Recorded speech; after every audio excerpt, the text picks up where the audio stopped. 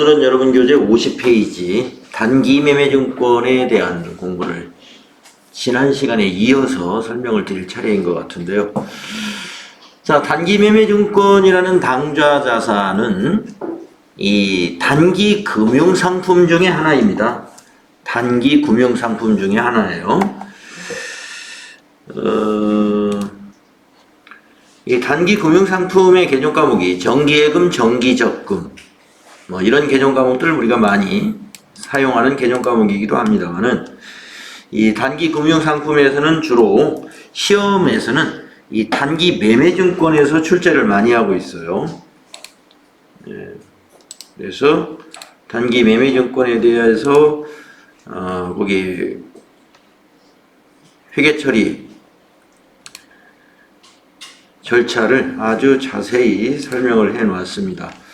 자, 그래서 취득 단계의 회계 처리, 취득 단계의 회계 처리부터 한번 사례를 가지고 말씀을 좀 드려볼게요.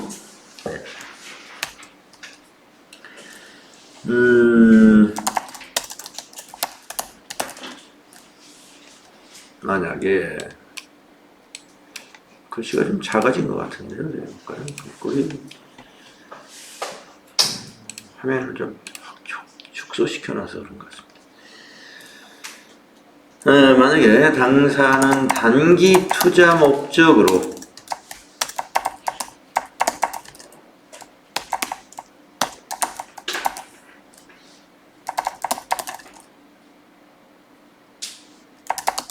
주식 100주를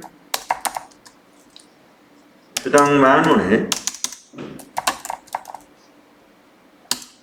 주당 만원에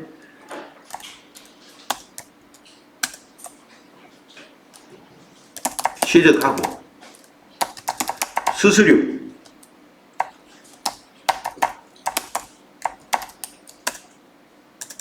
만원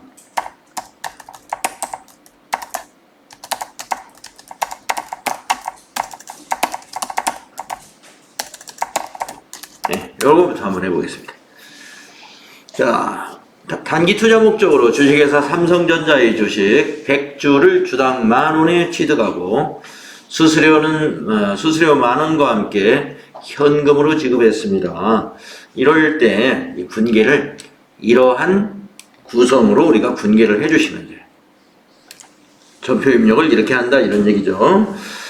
자, 그래서 단기 투자 목적으로 주식이나 채권을 취득했다라고 하면은요, 차변에 단기 매매 증권이라고 하는 자산으로 자산 증가 시켜주세요. 그래서 만원씩 100주면은 100만원이군요. 예. 100만원이고, 또 차변에 비용이 발생합니다. 그죠? 수수료 비용이라는 비용이 발생하는데 이것은 영업의 비용이다. 영업의 비용. 예. 여기 책에서 보면 영업의 비용이다. 가로 안에 넣어놨죠? 영업의 비용을 9xx라고 할 수도 있어요. 9xx라고. 그 이유는요. 우리가 이제 개정 과목에는 코드가 있는데 잠시 들어가서 한번 볼까요? 개정 과목에는 이제 코드가 있거든요. 그런데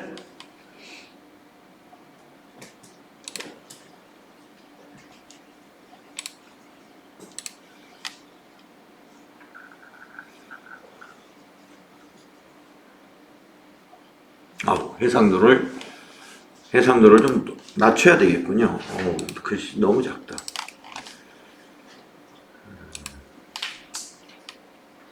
빔 프로젝트 쓸 때는 해상도를 좀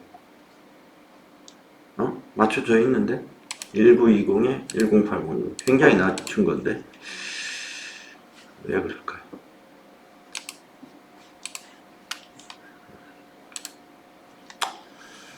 근데 이거는 전혀 그런 것 같지가 않은데. 네, 아무튼 화면이 굉장히 작아서 네, 좀 이상합니다만은, 자, 한번 제가 전표 입력해 가지고 전표 입력해서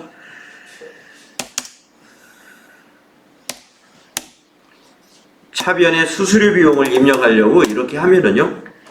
예, 화면을 좀 키워서 보여드릴게요. 수수료 비용이 요것도 있고, 요것도 있고, 요것도 있고, 요것도 있는데 앞에 코드가 달라요. 531, 631, 731, 831. 근데 지금 여기 스크롤을 좀 밑으로 더 해야 되는데, 내려가서 더 보여드릴게요. 네. 이제 맨 밑으로 왔습니다. 네, 945. 네, 지금은 제가 이 945번을 뒷자리가 생각이 안 나서 9XX 이렇게 쓴 거예요. 그래서 앞으로 9XX 하면은 여러분이 어떻게 생각하시냐면은 이 900번대 비용이구나. 900번대 비용이라는 것은 영업의 비용을 의미하는 거예요. 영업의 비용. 그리고 만약에 8XX 이렇게 쓰잖아요. 그러면요 800번대. 예, 800번대의 비용은 예, 판매 관리비를 의미합니다. 판매 관리비. 판매 관리비. 그래서 우리 도소매업에서는요 비용이다 그러면은 이런 제조 원가도 없고 분양 원가도 없고 도급 원가 코드도 없습니다. 즉 500번대, 600번대, 700번대는 자 500번대는 제조회사, 600번대는 분양회사, 700번대는 도급회사 이렇게 그 업종에서 쓰는 비용 코드가 있어요. 그래서 이건 제조원가하고 수수료 800번대 판매관리비하고 그 다음에 영업의 비용하고 이렇게 구분해서 우리가 써야 됩니다. 근데 우리 FAT 1급을 할 때는 이것은 없다. 800번대 아니면 900번대 비용으로 할 겁니다. 그래서 여러분 제가 혹시 이렇게 메모장에 메모할 때 9XX 하면은 아 영업의 비용을 저렇게 적는구나. 또 8XX 하면은 판매 관리비를 저렇게 표시하는구나. 이렇게 여러분 이해해 주시면 된다는 얘기죠. 네. 자, 그래서 우리가 지금 다시 교재로 오면은 취득할 때 분계, 예, 차변에 자산 증가 비용 발생, 대변에는 현금이 되겠죠. 대변에 현금, 아이고, 예, 100 하고 만원, 101만원 이렇게 되겠습니다. 그래서 이제 여러분 이런 분계가 별로 어렵지 않게 느껴질 수가 있어요. 벌써 분계에 대한 이야기를 꽤 여러 번 며칠 동안 지난주 수목금 거치면서 여러분들이 분계에 대한 기본 이해를 하셨단 말이에요. 그래서 계정 과목만 눈에 들어오면 분계하는 거 별로 어렵지 않습니다. 저쪽 끝에 있는 거래의 활요소를 대입해 가지고 자리를 잡아나가면 되는 거죠. 그래서 이 거래의 결합관계는 이것은 자산 증가요. 대변의 현금은 자산 감소에 해당이 되고 밑에 있는 만원 수수료 비용은 비용 발생에 해당이 되는 것이죠. 그래서 이런 거래를 우리는 혼합거래라고 합니다. 혼합거래. 예. 그동안 이제 교환거래, 손익거래 이런 얘기 들어보셨을 거예요. 근데 이제 이런 거래는 혼합거래라고 하는데 왜 혼합거래를 하느냐 하면은 자산 증가, 자산 감소는 교환거래에 해당이 돼요. 근데 이 거래는 이것과 한 건이 되거든요. 그렇기 때문에 이 비용 발생이 여기에 혼합이 되어 있어요. 손익거래가. 그래서 손익거래와 교환거래가 혼합되어 있다. 그래서 이제 우리가 거래의 종류를 이야기할 때 혼합거래라고 한다. 이거 참고로 알아두시고요. AT 시험에서는 혼합거래냐, 손익거래냐, 교환거래냐, 거래이냐 이런 질문을 아직까지는 기출문제에서도 한 번도 질문하지 않았습니다. 그런데요, 우리가 회계 관련 시험이 AT 시험만 있는 건 아니죠. 여러분이 혹시라도 다른 분야의 뭐 입사 시험을 치른다든가 또는 회계 관련 시험을 보실 수도 있죠. 대한상공회의소에서 하는 회계 운용사 시험도 있고 또 세무사회에서 하고 있는 전산회계, 세무회계도 있고요. 그래서 그 방향에 따라서 이런 질문을 할 수가 있어요. 왜냐? 회계 교과서에 나오는 내용입니다. 교환거래, 손익거래, 혼합거래. 그렇기 때문에 그런 질문을 할 수 있어서 참고로 더 말씀드리는 거예요.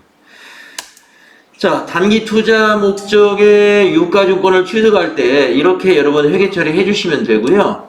단기 매매증권, 그렇죠. 이 단기 매매증권으로 처리하려면은 어떠한 충족이 있어야 되냐 하면은 이런 거죠. 바로 여기 나와 있는 단기간의 매매 차익을 얻을 목적으로 시장성이 있는 유가증권을 구입하는 경우에 단기 매매증권으로 분류한다는 거예요.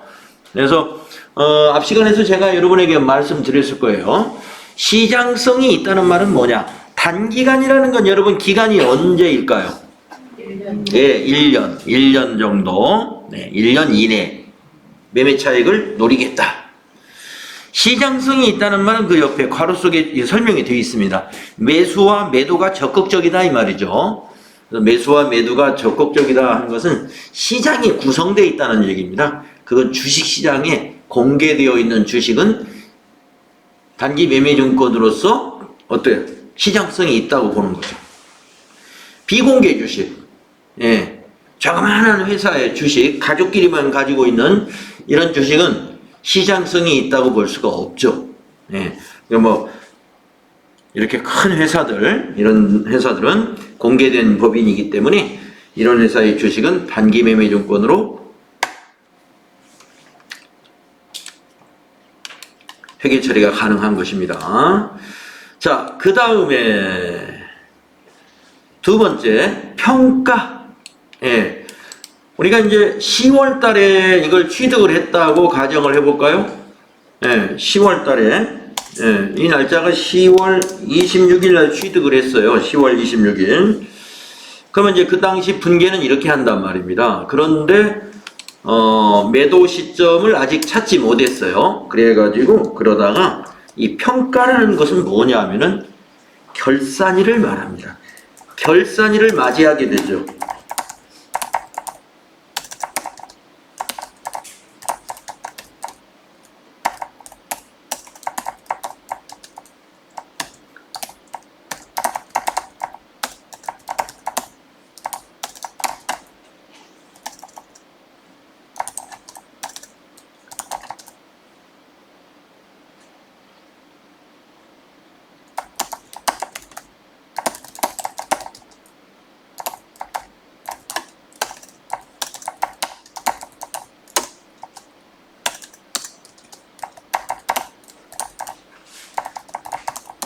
네, 결산일을 맞이하면요, 이런 자산을 평가해 주어야 됩니다.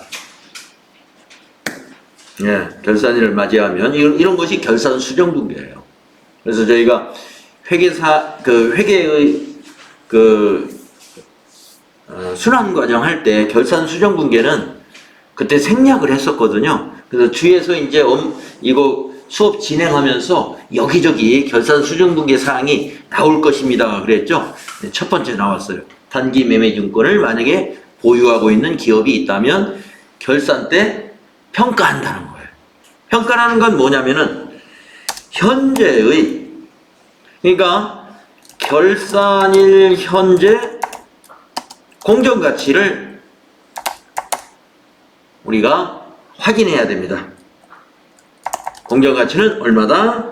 만약에 15,000원이다. 주당. 한 주당 15,000원이다. 이렇게 조사가 되었어요. 결산일 현재 공정가치는 주식의 경우는요, 결산일의 종가라고 그럽니다. 종가. 그날 거래의 종가라는 그 기준이 있어요. 종가. 그래서 종가를 기준으로 장부를 수정하면 돼요.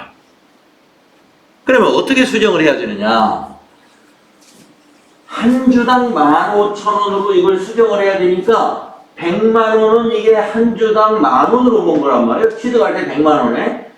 그리고 여러분이 이 10,000원, 이 비용, 수수료로 처리했던 이 비용은 원가가 아니에요. 원가가 아니고 이거 비용 처리했으니까 이건 이제 평가할 때는 이거 무시하고 100만 원이 얼마가 되냐면 150만 원이 됐습니다.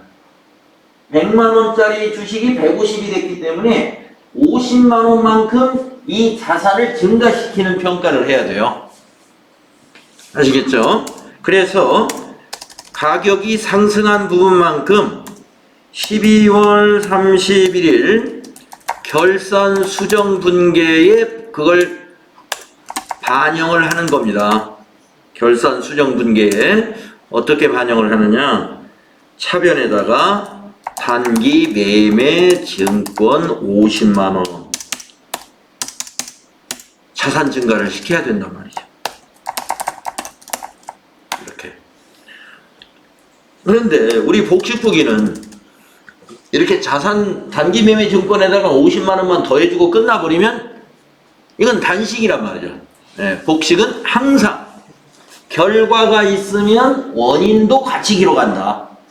그래서 원인은 수익이 발생했다. 그 수익은 단기 매매증권 평가 이익이라고 하는 수익이 발생합니다.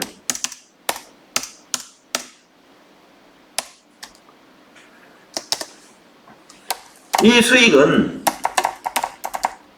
어떤 수익이냐면 9XX 수익이에요. 9XX 수익. 9XX 수익이라는 것은 영업의 수익이라는 것이죠.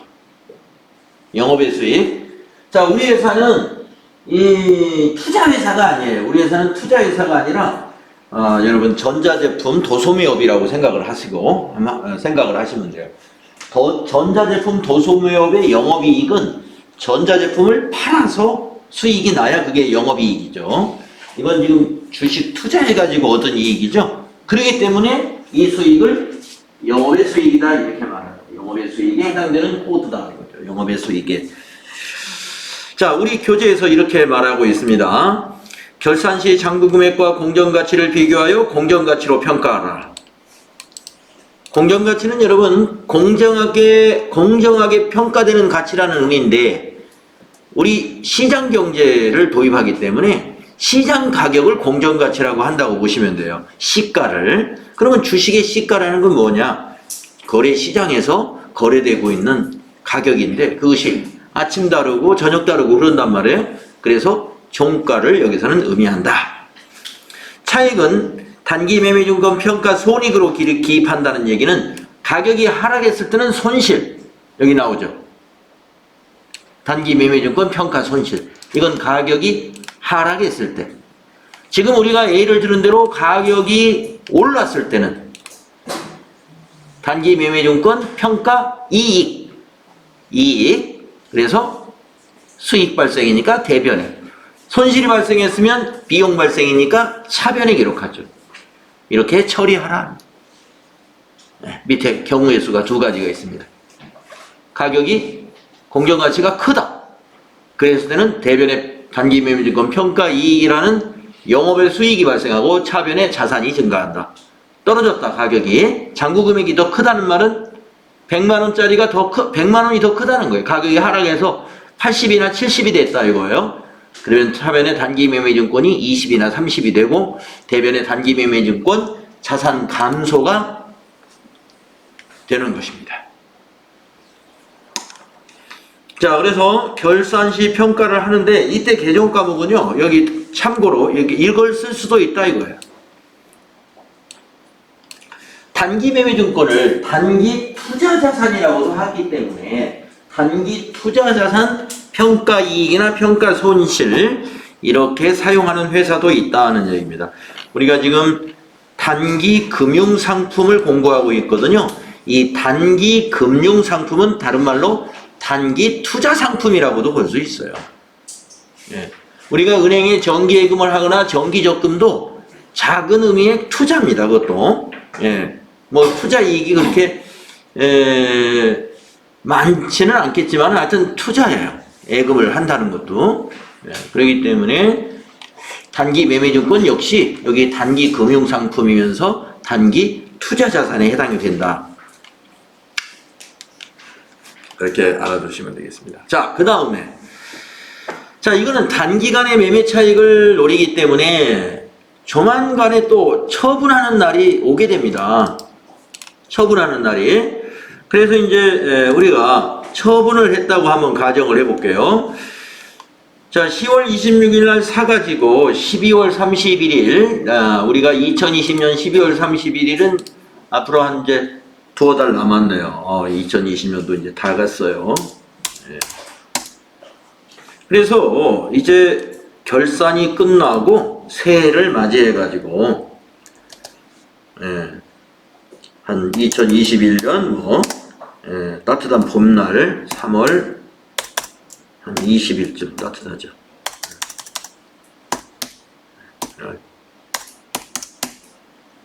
3월 20일 이렇게 가정을 해서 보유 중인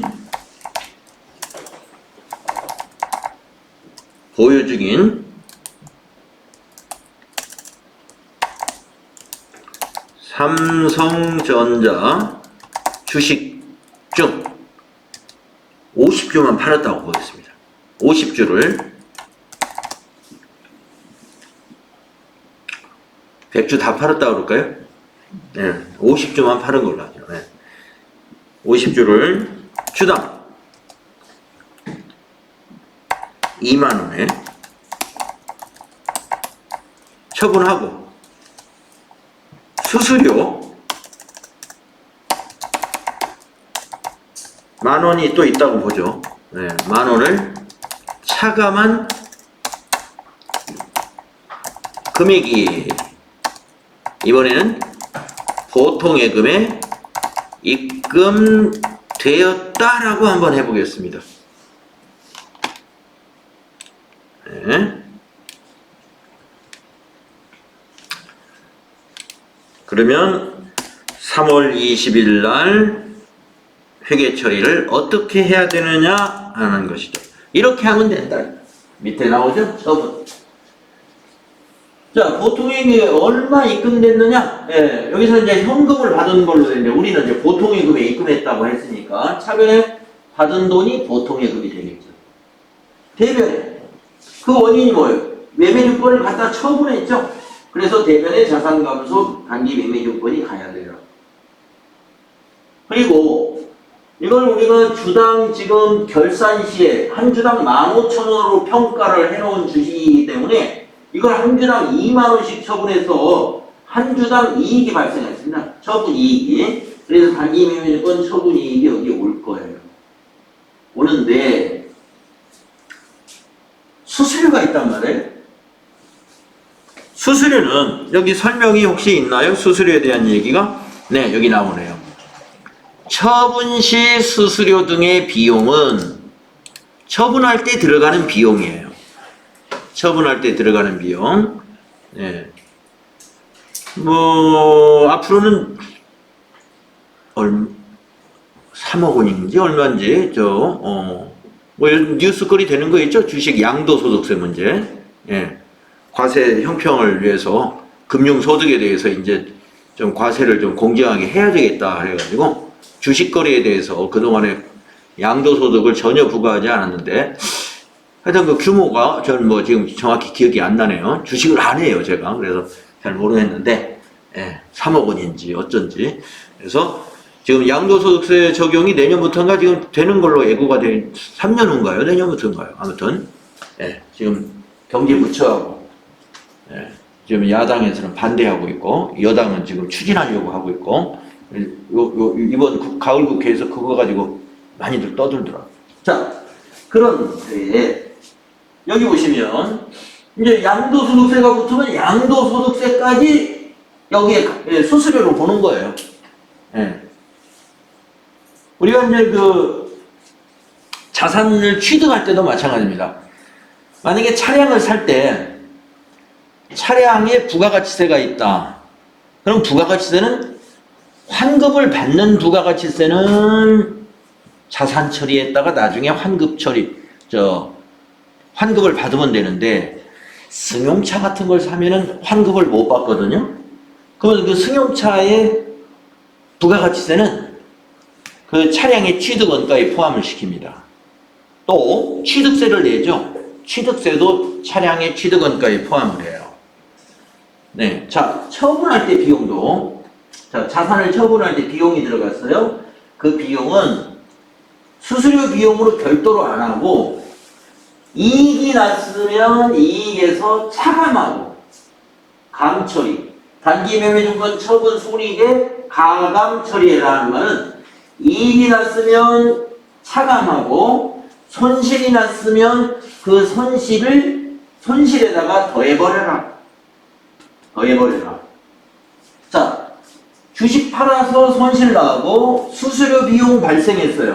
수수료 비용도 영업의 비용, 단기 매매증권 처분 손실도 영업의 비용. 같은 집안의 비용이거든요. 그러니까 여기다 더해버려라. 따로따로 하지 말라 하는 겁니다. 자, 이건 이익입니다. 영업의 이익. 영업의 이익을 쓰고 또 만약에 수수료가 나왔다 그러면 차변에 수수료 10,000원 이렇게 하지 말고 이 수수료 비용을 생략해버리고 단기 매매증권 처분 이익에서 차감해버리라. 이렇게 상계 처리하는 회계 처리가 또 있습니다. 여러분 우리가 수익과 비용은 원래 어떻게 해요? 총액으로 표시하라. 원칙은 항상 총액으로 표시해야 돼요. 차감시키면 안 돼요. 이런 것은 차감해야 돼요. 기억을 하십시오. 차감 처리한다. 이게 뭐예요? 가감 처리해라. 가감 처리해라. 손익에서 가감 처리해라.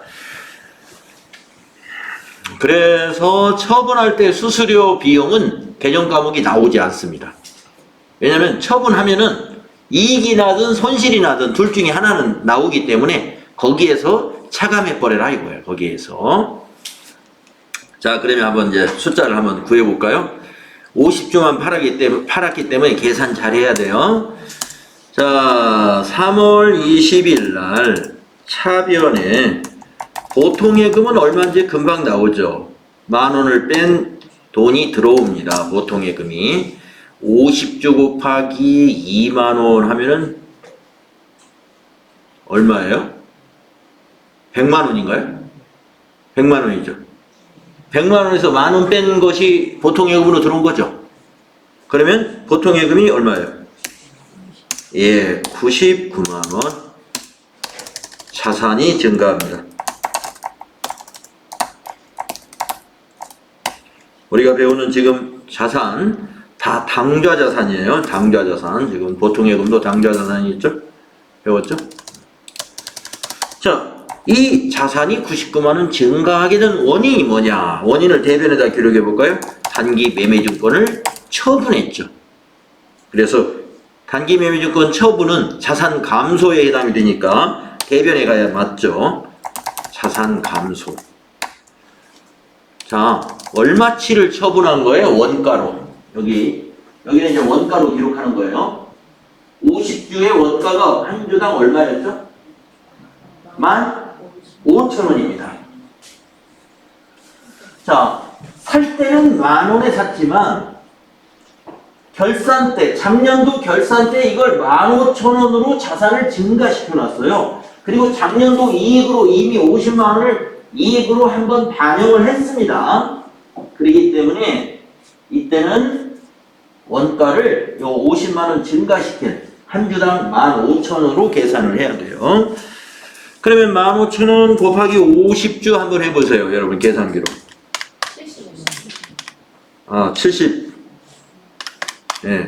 5만원이네요. 75만원.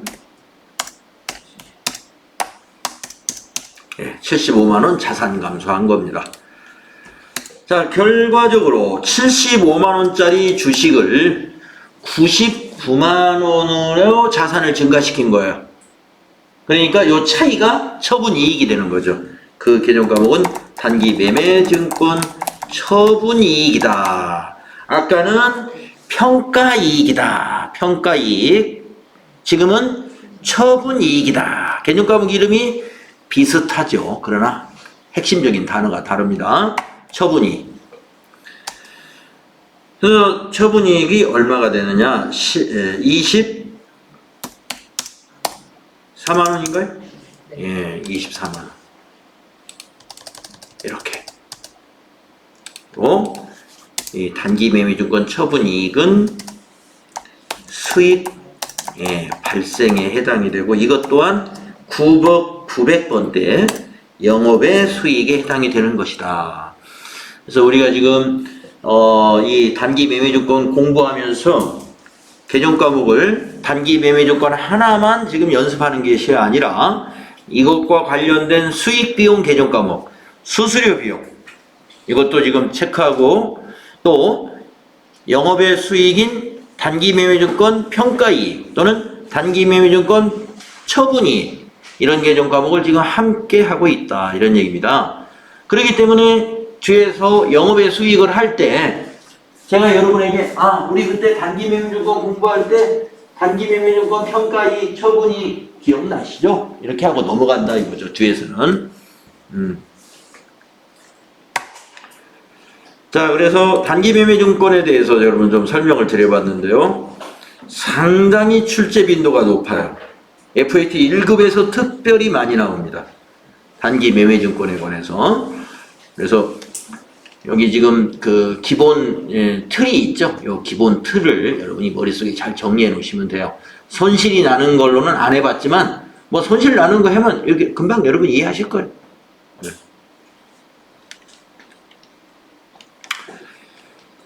자, 다음 페이지 넘어가서 이번에는 여기가 이제 매출 채권, 매출 채권으로 넘어갑니다. 지금 당좌 자산의 매출 채권을 얘기하는 건데요. 우리가 지금 당좌 자산 개정 과목을 배웠는데, 당좌 자산 좀 정리 좀 해볼까요? 당좌 자산을 우리가 어떻게 공부했느냐. 당좌 자산을, 아이고, 이거 타자가 잘안돼. 당좌 자산을 현금, 현금, 당좌예금, 개정 과목들은 말이죠. 아이고.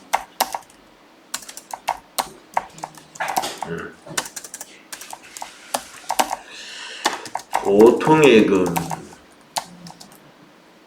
그리고 현금성 자산, 그리고 뭐 정기예금, 또 정기적금 이런 것도 있다고 했죠. 그리고 지금 단기 매매증권, 여기 이제 임시계정 2개는 뺐네요. 임시계정으로는 당좌 차월도 있을 수가 있고, 또 현금 과부족이라는 개정 과목도 나와 있었죠. 여기까지 했네요. 자, 그런 다음에 이제 당좌 자산의 매출 채권 쪽을 공부할 텐데요. 매출 채권은 개정 과목이 2개가 묶여 있어요. 외상 매출금과 받으러움을 매출 채권이라고 합니다. 외상 매출금과 받으러움. 이 외상 매출금과 받으러움이 또 공부할 내용이 상당히 많습니다. 그래서 여러분은 매출 채권 하면은 외상 매출금과 받으러움을 가리키는 것이다 부터 기억을 잘 해주시고, 그럼 외상 매출금은 뭐냐? 상품을 매출하고 대금을 나중에 받기로 하면 외상 매출금으로 기입해라 그랬습니다. 상품을 매출하고 대금을 나중에 받는 것이 외상 매출금이에요. 여기서 상품이라는 것은 판매를 위해서 보관하고 있는 재고자산이 상품이에요. 그러니까 우리가 전자제품을 판매하는 회사다 그러면 컴퓨터라든가 저런 공기청정기라든가 이런 것은 상품이죠. 그러니까 공기청정기를 팔고 외상했다 하면은 외상 매출금 차변에 기록합니다. 그런데 저런 전자제품 판매 때 사용하려고 운반용 트럭이 1톤짜리 트럭이 있었는데 1톤 트럭을 그냥 팔았어요. 그리고 중고 자동차로부터 외상으로 팔았어요. 거기다가. 그러면 그건 외상 매출금이냐? 아니라는 것입니다. 그래서 반드시 외상 매출금으로 기록하는 것은 상품이나 제품과 같은 재고자산을 외상으로 매출했을 때만 외상매출금 계정 차변에 기입하는 거예요. 나중에 이제 여러분이 요 밑에 다음 페이지쯤에서 상품 외의 것을, 상품이나 제품 외의 것을 처분하고 외상이면 미수금이다라고 하는 개념 과목을 또 따로 배웁니다. 그러니까 미수금하고 외상매출금은 개념 과목이 완전히 달라요. 네, 구분해서 써야 되는데 그 구분하는 이유는 외상매출금은 매출채권이다. 네, 재고자산의 매출채권이다. 이렇게 알아두시면 되겠습니다. 그래서 자, 상품을 외상으로 팔았다. 그러면 차변의 외상매출금 만약에 10만 원이라 그러면 10만 원이 되겠고요. 대변에는 상품 매출 10만 원이에요. 대변의 상품 매출은 수익 발생입니다. 수익 발생. 아시겠죠? 수익 발생. 네. 상품을 외상으로 팔았다. 또는 현금으로 팔았다라고 했을 때 대변을 상품 이렇게 하면 틀려요. 네. 저 뒤에 가서 우리가 이제 상품이 아니라 상품 매출이다라는 걸 소개하는 단원이 있습니다만은 미리 알아두세요.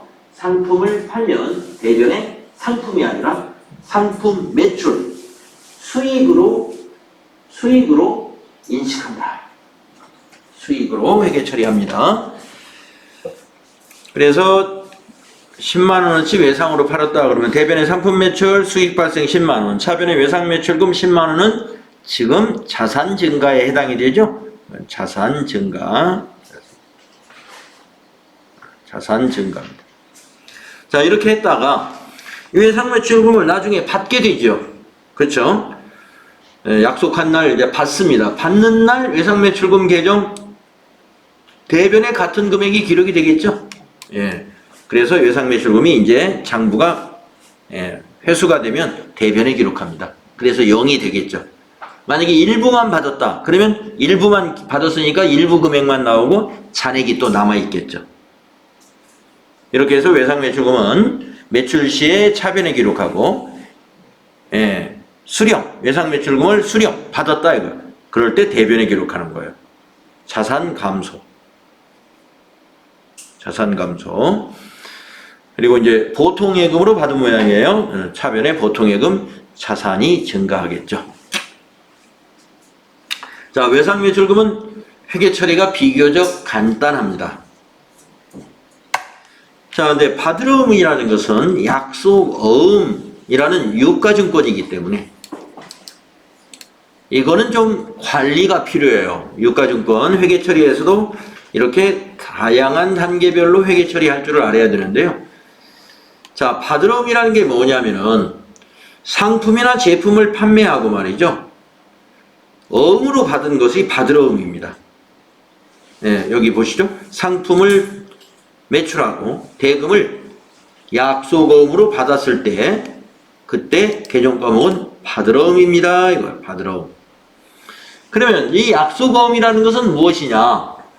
약속어음이라는 것은 발행인이 수취인에게 자기의 채무를 갚기 위하여 일정한 금액을 약정 기일에 약정한 장소에서 지급할 것을 약속하는 증권이 약속어음입니다.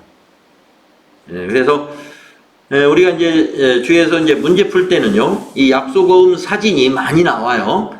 약속어음의 그 그림을 보고 거기서 문제를 낸단 말입니다. 이러이러한 어음을 받았다. 회계 처리해라. 그러면 거기에 만기일이 언제고, 그 다음에 그 금액은 얼마짜리인지, 또 지급 장소가 어느 은행인지, 약정한 장소, 이런 것들을 보고 전표에 다 이런 것들을 입력을 해야 돼요. 그래서 이제 어음이라는 것은 언제 어디에서 얼마를 지급하겠다라고 약속을 받은 것이기 때문에 그때까지 어떻게 해야 될까요? 만기 때까지 잘 가지고 있다가 돈을 받아야 되겠죠. 한번 거기에 대한 회계 처리를 알아볼게요. 보관이라는 건 뭐냐? 어음을 받았을 때 자, 상품을 팔고 외상으로 하면 차변이 외상매출금이었습니다. 근데 이번에는 상품이나 제품을 매출하고 약속음으로 받았다. 그러면 차변이 받으러음이다 이거예요. 외상을 하면 그냥 외상매출금. 네. 우리가 그 거래처하고 외상거래를 한다는 것은 서로 신용거래를 한다고 그러죠. 네, 저 회사를 우리가 믿을 수 있어요. 믿을 수 있기 때문에 막 그 비싼 상품, 제품을 주고도 우리가 마음 놓고 한두 달을 기다릴 수가 있죠. 저 회사가 그 사이에 망하지 않을까? 저 회사가 어디로 감쪽같이 사라지지 않을까? 이런 의심이 있으면 외상거래 못하죠. 네. 그건 이제 신용거래라고 그래서 외상거래를 틀 때는 미리 거래처를 신용조사하고 이렇게 나름대로 조사한 다음에 의사결정해서 이 회사는 3개월까지는 외상거래 오케이, 뭐 이 2달까지 외상거래 오케이 이런 식으로 이제 판단을 잘 해야 되겠습니다. 자, 그런 경우도 있고, 자, 외상거래 하기는 좀 아직 그런 관계는 아니야. 그 회사하고 우리 회사가 신용관계가. 그러면 돈이 없다 그러면 어음이라도 받아놔야 됩니다. 예. 그게, 이거 돈 대신에 종이로 받는 거예요. 약속. 예, 약속어음. 그래서 계정과목을 달리합니다. 받으러. 그래서 이 받으러 계정과목도 매출채권이기 때문에 상품이나 제품을 팔고 어음을 받은 것이 받으러음이지, 만약에 우리 회사가 영업소로 쓰던 건물을, 만약에 여주에 영업소가 하나 있었는데 여주 영업소를 이번에 폐쇄를 했어요. 영업을 중단했어. 그러면 이제 영업소 건물이 필요 없게 돼가지고 그 돈을 현금화해서 쓰려고 거기 있는 건물을 처분했습니다. 그건 처분했는데 그 건물 사들인 부동산 회사가 어음을 끊어줬어요. 지금은 돈이 없으니까 6개월에 주겠다라고 어음으로 받아놨어요. 그러면 그게 받으러음이냐? 아닙니다. 우리 회사는 전자제품을 도소매하는 기업이지 부동산 파는 회사가 아니에요. 거기 있는 건물은 상품이나 제품이 아니다 하는 거죠. 그러면 상품이나 제품이 아닌 다른 자산을 팔고 처분하고 어음 받으면 뭐냐? 아까 미수금 계정과목 배웠죠? 그냥 미수금이에요. 그래서 받으러음으로 기록할 수 없어요. 왜요? 받으러음은 매출채권이죠. 매출채권. 우리가 건물을 매출했다라는 표현을 쓴다는 것은 부동산 회사에서나 건물을 매출했다고 하는 것이지, 이런 뭐 다른 일반 제조업이라든가 상품 도소매업에서 사용하던 영업소 건물을 팔고서 매출했다 이런 표현 안 하죠. 처분했다고 그러죠. 처분. 그래서 그건 미수금인 거예요. 자, 받으러 외상매출금을 매출채권이라 하는 거 잘 기억하시고. 자, 그래서 이제 어음이 만기가 도래하게 되겠죠. 예. 만기가 도래하면 어음을 거래은행에 제시합니다. 그래서 받아줄 것을 의뢰하는데 그것을 우리가 추심의뢰라고 그래요. 그러면 거래은행에서 그 지급지로 되어 있는 은행에 추심을 해서 돈을 받아주면서 수수료를 받는 경우 있습니다. 추심료를 안 받는 거래은행도 있겠으나 받는 거래은행도 있다. 그러면 그 수수료는 어떻게 처리한다? 비용으로 처리해라. 이때 비용 계정과목은 역시 수수료 비용인데, 수수료 비용에는 아까 여러분 보셨다시피 500번대, 600번대, 700번대, 800번대, 900번대 이렇게 여러 개가 있었다는 거죠. 그런데 500번, 600번, 700번대 수수료 비용은 여러분 FAT 1급 하는 동안에는 전혀 이제 실무할 때 쓰지 마시고, 쓸 일이 없을 테니까 800번대 아니면 900번대는 쓸 거예요. 이것은 800번대 거다 이거예요. 800번대. 조금 전에 단기 매매증권을 취득하면서 지불했던 수수료는 영업의 비용인 수수료 비용이고, 지금 이거는 은행에 지급했는데 왜 지급했냐면 이 판매된 대금을 받기 위해서 지급한 거예요. 그러니까 이건 판매 활동과 관련이 있는 비용이에요. 판매나 관리 활동과 관련이 있어야 판매 관리비란 말이죠. 예, 아까 단기 매매증권은 판매 외의 투자 목적이에요. 그렇기 때문에 거기에서 나온 비용은 영업의 비용. 지금 이 비용은 판매비와 관리비다. 성격에 따라서 이렇게 비용이 위치가 다릅니다. 여러분 손익계산서 구조 아마 지난주 금요일이나 목요일쯤 여러분에게 아마 꼭 외우셔야 된다고 했을 텐데 그때 판매관리비는 매출 총이익 바로 밑에 들어가는 거예요. 매출 총이익에서 빼는 즉 영업이익을 구할 때 이걸 뺀단 말이죠. 그런데 영업의 비용은 영업이익 구할 때 그걸 더하지 않아요. 그렇기 때문에 잘 구분하셔야 된다. 숫자를 넣어서 뭐 좀 해봤으면 좋겠는데요. 숫자 넣어서 나중에 뒤에 또 우리 문제풀로 갈 거예요. 당좌자산 끝나고 당좌자산 문제 뒤에 많이 있거든요. 그때 숫자 넣어서 해볼 문제가 많이 있을 겁니다. 이거 알아두시고요. 자, 그 다음에 어음을 배서양도한다라는 그런 거래가 있습니다. 배서양도라는 것은 뭐냐면은 우리가 어음을 발행한 것이 아니라 거래처로부터 받아놓은 어음을 다른 거래처에다 양도했다는 거예요. 배서는 뒷면에 서명을 했다는 뜻이죠. 그래서 우리가 이제 그 어음을 보면은요, 어음의 사진을 하나 보게 되면은 저기에 198페이지를 우선 보니까 어음 사진이 좀 있는데요. 198페이지에 있는 어음 사진을 한번 먼저 볼까요?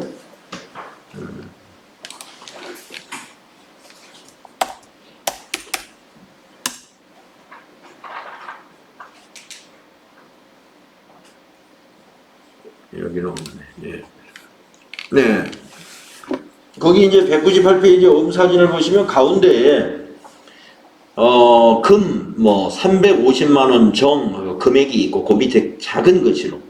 위의 금액을 귀하 또는 귀하의 지시인에게 지급하겠습니다. 예. 귀하 또는 귀하의 지시인에게 지급하겠습니다. 이런 부분이 있죠. 그러니까, 어음을 약속할 때, 귀하가 지시한 사람에게도 지급하겠다라고 약속한 거예요. 그래서 배서양도가 가능합니다. 어음은 양도가 합법적으로 가능해요. 예. 내가 가지고 있는 어음을 꼭 만기 때까지 나만 가지고 있느냐? 아닙니다. 내가 다른 대금으로, 저기 보니까 외상매입대금으로 양도했네요. 외상매입대금으로. 그래서 우리가 지급해야 될 돈을 이 어음으로 지급했다는 거예요. 그래서 받을 어음 뒷면에다가 배서하고 양도하게 되면 받을 어음 계정 대변에 기록합니다. 받을 어음 대변, 그리고 차변에는 외상매입금을 갚았다, 이런 얘기죠. 외상매입금이라는 건 이제 부채예요. 부채. 차변에 기록했기 때문에 부채 감소, 자산 감소 이렇게 되겠죠. 자, 그 다음에 어음을 할인한 경우도 있습니다. 어음을 할인하는 경우. 자, 배서양도는 거래처에 주는 거예요. 우리 회사 외상매입금 대금으로. 근데 이 경우는 뭐냐? 은행에다가 그 할인을 받는 건데, 올바른 용어는 아닌데 어음을 깡한다고 그래요. 어음 깡. 할인한다는 겁니다. 만약에 500만원짜리 어음이다 그러면 그 중에서 이자를 빼고 20만원 이자 떼고 480에 어음을 교환하는 거예요. 480만원하고 500만원짜리 어음하고 까졌죠, 금액이. 아마 까져가지고 깡이라고 그러는 모양인데 할인이라고 그러죠. 할인. 그래서 기업의 그 현금 사정이 좋지 않은데 어음이 있을 때는요, 은행에다가 어음을 처분합니다. 그리고 할인료를 은행에다 주게 됐죠. 보면은 받으러움이 만기가 되기 전에 은행에 배서 양도하고 자금을 조달할 때 이런 할인 거래를 한다 이거죠. 그리고 할인료는 매출채권 처분 손실로 기록하라. 근데 이 매출채권 처분 손실은 판매비와 관리비가 아니다. 영업의 비용에 해당되는 개정 과목이다. 그래서 매출채권 처분 손실 나오네요. 자, 무슨 얘기냐? 아까 말씀드린 대로 어음이 500만 원짜리였는데 500만 원짜리를 은행에 갖다 줬으면 대변에 받으러움이 되죠. 돈을 얼마 받았냐면은 10만 원 떼고 당좌 예금에다가 490만 원을 은행에 입금해 줬어요.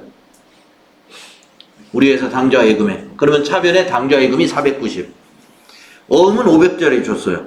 그러면 10만 원이 매출채권 처분 손실이 됩니다. 자, 여러분 아까부터 받으러움은 매출채권이라고 그랬죠? 받으러움 처분 손실이라는 개정 과목은 없어요. 받으러움 처분 손실을 매출채권 처분 손실로 쓰고 있어요. 매출채권 처분 손실.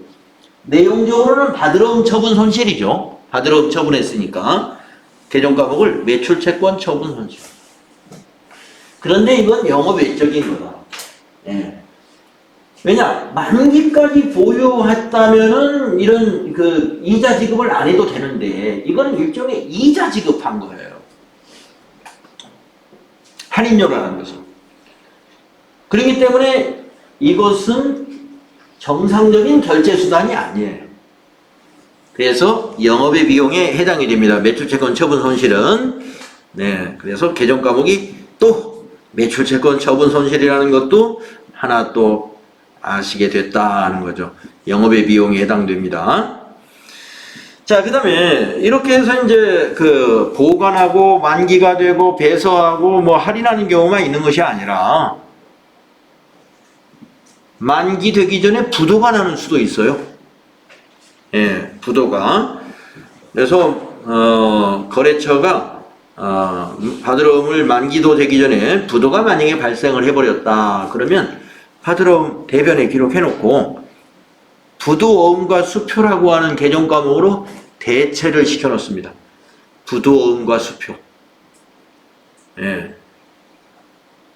자, 뭐 굉장히 여러 가지를 지금 예를 들었어요. 받으러움에 대해서. 그래서 이런 보관 만기 배서양도 할인 부도 뒤에 문제로 우리가 나중에 복습하면서 숫자 넣어서 정리하기로 하고요. 아무튼 받으러움은 굉장히 여러 형태의 거래가 존재한다. 상황별로 그 거래 회계 처리를 우리가 할 수 있어야 되는데 되게 이걸 가장 어려워해요. 할인. 뭐냐면 이 개정 과목을 까먹어 버려요. 매출채권 처분 손실이라는 개정 과목이 막상 이 상황에 문제가 주어지면 기억이 안 나는 거예요. 뭐였지? 그거 할인료를. 시험에서는 할인료라고 나오거든요. 할인료. 그래서 개정 과목에서 아무리 할인료를 차변에 할인료, 매입 할인 이런 건 있는데 왜 할인료가 없나? 못 찾아요. 그러면 여러분이 뭘 생각해야 돼요? 받으러움은 매출채권이라고 그랬지? 한번 매출을 넣어서 검색해 보세요. 매출. 왜 없지? 있어야죠. 매출. 이렇게 여기다 넣으니까 나오네요. 매출채권. 여기 딱 나온단 말이에요. 매출채권 처분 손실. 그래서 우리가 이제 막상 이제 시험 보실 때는 개정 과목이 생각이 안 난다 그러면 여러분이 그 단어를 머릿속에 연상을 하시는데 그 단어의 하나에만 너무 매시면 안 돼요. 지금 말씀드린 대로 이것이 매출채권, 그러니까 이게 받으러움 할인료라고 딱 생각이 났어요. 할인료라니까 전혀 안 나와. 전혀 안 나와요. 그러면 이게 받으러움이지. 받으러움은 매출채권이라고 그랬지. 뭐 이렇게 좀 연상해가지고 찾으시면 돼요. 매출채권 처분 손실. 그 다음에 이제 이 매출채권이 여기서 학습이 끝나는 게 아닙니다. 그래서 이 매출채권에 대해서는 대손을 대비해서 충당금을 설정해야 돼요. 이것이 이제 결산 수정사항에 해당이 돼요. 결산 수정분계. 네, 그래서 우리 좀 쉬었다가 다음 시간에 두 번째 나오는 또 결산 수정분계가 해당이 되겠는데요. 매출 채권에 대한 대손 충당금의 설정. 네, 결산 분계 내용입니다. 그거에 대해서 다음 시간에 공부할게요. 네, 쉬도록 하겠습니다.